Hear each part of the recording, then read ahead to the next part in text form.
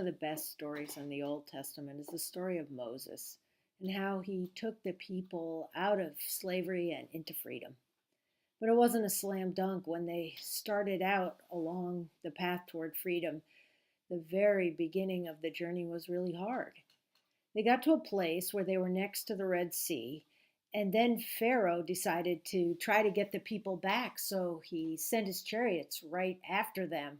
And the people got so frightened, they turned on Moses and said, "Why did you bring us out here to die? Weren't there enough graves in Egypt?" And Moses, not knowing what else to do, apparently just turned toward the water, put his staff out, and the waters parted, and they walked across. Now, in some ways, this story never makes sense. I remember a rabbi who talked to me about it, and he said, in the original Hebrew, Moses doesn't put his staff out so much as put his foot out. He turns toward the water and puts his foot out, and then the waters part. And I've always liked that interpretation better than any other because I feel like that's how life works. So often, when you don't know what to do and you don't expect a miracle and you feel trapped or confused, if you just start out one direction or another, God will more than meet you in that moment and part waters and open new doors and point you toward new opportunities. Sometimes you just have to take that first step in order to find your way ahead. And that's an important lesson for all of us. I've been reminded of it recently when I've been reading all about the caravans that are coming up from Central America. A great deal of news has been focused on the journey of thousands of people, now in 3 different caravans from Honduras and El Salvador, who have left really terrible trouble in their villages to try a new path forward. And what they've discovered has been a real surprise. The New York Times reported last week that so many people on this journey have discovered that the journey itself is giving them faith.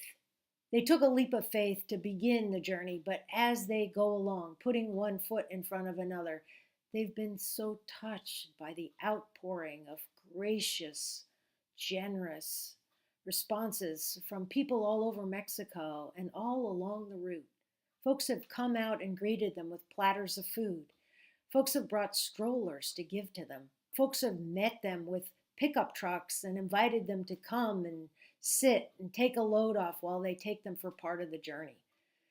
They've been greeted by people who offered them showers and shelter and medical care. It was a kind of response no one would have anticipated and no one could have expected. And rather than dampen their hopes or make them afraid, it has only given them a sense of buoyancy and new hope.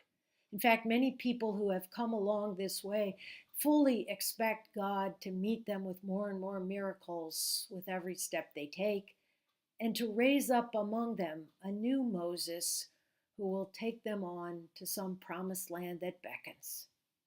That's really how God works in all of our lives, isn't it? God opens up doors when we least expect it. God meets us in times of confusion. God gives us new things to expect and to hope for when things look hopeless. I hope that in your life you'll find a way to put one foot in front of another and then look for God's miracles and waters that are parting.